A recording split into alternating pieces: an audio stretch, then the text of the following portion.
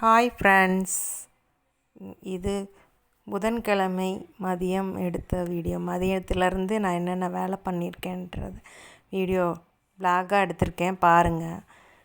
எங்களுக்கும் சப்போர்ட் பண்ணுங்கள், லைக் பண்ணுங்கள், ஷேர் பண்ணுங்கள், கமெண்ட் பண்ணுங்கள். எங்களை மாதிரி புதுசாக யூடியூப் பண்ணுறவங்களுக்கும் கொஞ்சம் சப்போர்ட் பண்ணுங்கள். ஹவுஸ் ஒய்ஃப் எல்லாரும் ஆதரவும் எனக்கு தேவை. இன்றைக்கி முட்டை கிரேவியும் கோயம்புத்தூர் ஸ்டைலில் அரிசியும் பருப்பு சாதமும் பண்ணியிருந்தேன். அதுக்கு தான் பண்ணிவிட்டு மாவு அரைச்சிட்ருந்தேன்.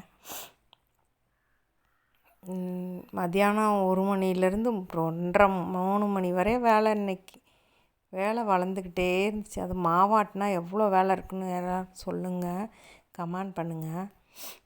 மாவு அரைச்சிக்கிட்டு இந்த மாவு நான் 1 வாரத்துக்கு அரைச்சி வச்சுப்பேன். அது நான் இந்த வாரம் ஃபுல்லாக எனக்கு இது இருக்கும் அரைச்சேன்னா. அப்புறம் அரிசியும் பருப்பு சாதத்துக்கு இந்த பக்கம் பண்ணிகிட்ருந்தேன். அந்த பக்கம் முட்டையை வேக வச்சு முட்டை கிரேவி பண்ணலான்ட்டு பண்ணிகிட்ருந்தேன். டைம் ஆகிடுச்சி, பிள்ளைங்க பசிக்குதுன்னுச்சுங்க. அதனால் அதையும் பண்ணிகிட்டே இருந்தேன். மதியம் ஸ்கூல் லீவுனால் யாருக்கெல்லாம் இப்படி சாப்பாடு செய்ய லேட் ஆகுன்னு கமெண்ட் பண்ணுங்கள். பிள்ளைங்க வீட்டில் இருந்தால் பொழுதுக்கும் 3 நேரம் செய்ய வேண்டியதாக இருக்குங்க ஃப்ரெண்ட்ஸ். 3 நேரம் சமைக்க வேண்டியதாக இருக்குது. வேலை இருந்துக்கிட்டே இருக்குது. ஸ்கூல் போனாவது காலையிலேயே எல்லா வேலையும் முடிஞ்சிடும். அப்புறம் இந்த வேலை, பாத்திரம் கழுவுறது, வீடு வாசல் கூட்டுறது தான் இருக்கும். ஆனால் இப்போ தொடர்ச்சியாக வேலை இருக்குது. இப்படி யாருக்கெல்லாம் இருக்குதுன்னு எனக்கு கமெண்ட் பண்ணுங்கள். ரொம்ப இதாக இருக்குது. மாவு இந்த சைடு மாவு ஓடிட்டுருக்குது, இந்த சைடு சமையல் ஆகிட்டுருக்குது. எல்லாம் ஒன்றா நடந்துகிட்ருக்குது. ரொம்ப கஷ்டமாக இருந்துச்சு நேற்று. எப்போ தான் வேலை முடியுன்ற மாதிரி, வேலை எப்போ தான் முடியும் சித்த படுக்கலான்னு. காலையில் வேறு 4 மணிக்கு எந்திரிக்கிறேன்னா, காலையில் டிஃபன் பண்ணிவிட்டு கொஞ்சம் நேரம் இந்த வெளியில் செடியெல்லாம் வச்சுருக்கேன், அதெல்லாம் கொஞ்சம் பார்ப்பேன். அந்த வேலையெல்லாம் இப்போ கொஞ்சம் லீவுங்கிறதுனால மத்தியானம் சமைச்சிக்கலான்ட்டு அந்த வேலை பார்த்துட்ருந்தேன். அப்படியே லேட்டாகிடுச்சு. அப்புறம் அரிசி ஊற வச்சுருந்தேன்னா மாவாட்டிட்டு சமையல் செய்ய ஆரம்பிச்சிட்டேன். சமையல் பண்ணிவிட்டு கேக்கு வேணும்னு சொல்லிச்சுங்க பிள்ளைங்க. அதனால் சைட் பை சைடாக வெண்ணிலா கேக்கு கேட்டுச்சுங்க. அதனால் அது பண்ணலான்ட்டு அதுக்கும் ரெடி பண்ணிகிட்டு இருந்தேன். மாவு அரைச்சிட்டு எல்லாம் இது பண்ணிவிட்டு இதையும் பார்த்துட்டு அதையும் பார்த்துட்டு கொஞ்சம் கஷ்டந்தான் வேக வேகமாக வேலை பார்க்குறது. அதனால் அதையும் பார்த்துட்டு இதையும் பார்த்துட்ருந்தேன். பெருங்காயத்தூள் போட்டேன். அரிசியும் பருப்பு சாதம் யாருக்கெல்லாம் ரொம்ப பிடிக்கும்னு சொல்லுங்கள். எனக்கு ரொம்ப பிடிக்கும். அதுவும் துவரம்பருப்பை விட கடலைப்பருப்பு போட்டு பண்ணுங்க, நல்லாயிருக்கும். அது முழுசு முழுசாக இருக்கிறது, அது மென்று சாப்பிடும்போது சாப்பாடு நல்லா உதிரி உதிரியாக, குலைவாக இருந்தால் எனக்கு பிடிக்காது. உதிரி உதிரியாக இருந்தால் நல்லாயிருக்கும், சாப்பிட்றதுக்கு டேஸ்ட்டாக இருக்கும். யாருக்கெல்லாம் அப்படி பிடிக்கும்னு சொல்லுங்கள், கமெண்ட் பண்ணுங்கள். இன்றைக்கி நானும் எங்கள் பிள்ளைங்க மாத்திரம்தான், எங்கள் வீட்டுக்காரர் வேலை இருக்குன்ட்டு போயிட்டாங்க. அதனால் சிம்பிளாக பண்ணிக்கலான்ட்டு அரிசியும் பருப்பு சாதமும் முட்டை கிரேவியும் பண்ணேன்.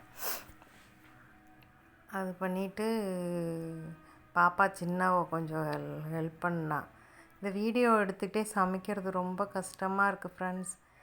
இந்த மாதிரி எப்படி வீடியோ எடுக்கிறதுன்னு எனக்கு கொஞ்சம் கமெண்ட் பண்ணுங்கள். எனக்கு புதுசாக இது பண்ணுறதுனால எதையும் எப்படி பண்ணுறதுன்னு தெரிய மாட்டேங்குது. ஏதோ பண்ணுறேன், தப்பாக இருந்தால் மன்னிச்சிக்கோங்க. எங்கள் வீடியோவை பார்த்து கொஞ்சம் சொல்லிக் கொடுங்க, எப்படியெல்லாம் இது தப்பு, என்ன இது இப்படி பண்ணுங்கள் இப்படி பண்ணுங்கன்னு. யாரும் யூடியூப்பில் பண்ணிங்கன்னா எனக்கு கொஞ்சம் கமெண்ட் பண்ணுங்கள் ஃப்ரெண்ட்ஸ். எங்களுக்கும் கொஞ்சம் சப்போர்ட் பண்ணுங்கள் ஃப்ரெண்ட்ஸ்.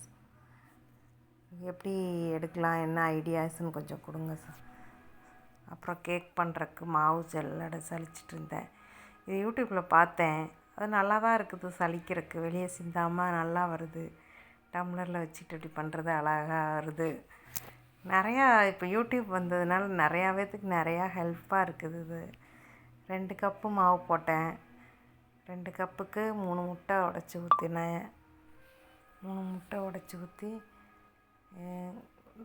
இது பண்ணிட்டேன், மிக்ஸ் பண்ணிவிட்டு அதுக்கப்புறம் அதில் சோடா உப்பும் இது பேக்கிங் சோடாவும் பேக்கிங் பவுடரும் போட்டுக்கணும். அது ஒரு ஸ்பூனு, இது ஒரு ஸ்பூன் போட்டுட்டேன். நல்லா மிக்ஸ் பண்ணிவிட்டு அப்புறம் வெண்ணிலா எசன்ஸு, சுகரு எல்லாம் போட்டு கிரைண்ட் பண்ணணும். பண்ணிவிட்டு எங்கள் பாப்பா தான் நான் பண்ணுறேன்னுச்சு. அப்புறம் அது வாங்கி பண்ணுச்சு. சுகரை போட்டு அதுவும் மிக்ஸ் பண்ணோம். அது 1.5 கப்பு சுகர் போட்டேன், 2 கப்புக்கு போட்டுட்டு மிக்ஸ் பண்ணிவிட்டு கொஞ்சம் பால், வெண்ணெய் இருந்தால் வெண்ணெய் போடலாம், இல்லைன்னா ஆயில் ஊற்றலாம். ரீஃபண்ட் ஆயில் இருந்தால் அது ஊற்றலாம். ரீஃபண்ட் ஆயில் தான் நான் ஊற்றி பண்ணேன். இது பேக்கிங் பவுடர், பேக்கிங் சோடாவும் போட்டேன். அது மாவோட மிக்ஸ் பண்ணி போட்டுக்கணும். எங்கள் பாப்பா பண்ண அவசரத்தில் நான் அப்படியே பண்ணிட்டேன். சரி எதுவும் தப்பாக இருக்குன்னா போகுதுன்ட்டு போட்டாச்சு. நல்லா தான் வந்துருந்தது ஃப்ரெண்ட்ஸ். அப்புறம் மைதாவில் தான் பண்ணியிருந்தேன் இன்றைக்கி. அப்புறம் மிக்ஸ் பண்ணிவிட்டு ஆயில் ஊற்றினேன். ஒரு 1/2 கப்பு ஆயில் ஊற்றிட்டு இந்த கேக் பேக் புதுசாக வாங்கியிருந்தேன், கேக் பேக் பண்ணுறக்கு. அதில் இன்றைக்கி ட்ரை பண்ணலான்னு பண்ணேன். நல்லா தான் வந்துருந்துச்சு. 10 நிமிஷம் ஃப்ரீ ஹீட் பண்ணிவிட்டு உள்ளே வச்சாச்சு. உள்ளே வச்சு 120 செகண்டு 120 டிகிரியில் 20 செகண்டு வச்சுருந்தேன். அப்புறமா பார்த்துட்டு கொஞ்சம் எக்ஸ்டெண்ட் பண்ணிக்கலாம் அப்படின்னு சொல்லிவிட்டு அந்த பக்கம் மாவு ஆட்டிக்கிட்டு இருக்கிறேன். அந்த மாவு முடிஞ்சிருச்சு. அதனால் மாவை வலிச்சிட்டு இந்த பக்கம் கேக்கை உள்ளே வச்சுட்டு மாவு கரைச்சி எடுத்துட்டேன். அப்புறம் துணி துவைக்கிற வேலை வேறு இருந்துச்சு இன்றைக்கி ஒரு நாளில் எனக்கு எவ்வளோ வேலைன்னு பாருங்கள் ஃப்ரெண்ட்ஸ். இவ்வளவும் பெட்ஷீட்டு எல்லாம் துவைச்சி போடலான்ட்டு நான் எப்போவுமே புதன்கிழமையே எல்லாம் துவைச்சிருவேன். அதனால் கேக் ரெடி ஆகிடுச்சு. சூடு ஆறக்குள்ளே கேக் எடுத்து கொடுமான்னு என் பிள்ளைங்க படுத்திடுச்சுங்க. நான் வீட்டில் எது பண்ணாலும் என் பிள்ளைங்க உடனே அதை சாப்பிட்டு பார்த்து டேஸ்ட்டு சொல்லிடணும். பிள்ளைங்க எவ்வளோ ஆர்வமாக அம்மா செஞ்சு தருந்தேன்னு பிள்ளைங்க வீட்டில் செய்கிறது தான் விரும்புதுங்க. எனக்கு தான் உடம்பு முடிய மாட்டேங்கி. சாப்பாடு ரெடி ஆகிடுச்சு, சாப்பிட போகிறோம். Okay, bye friends.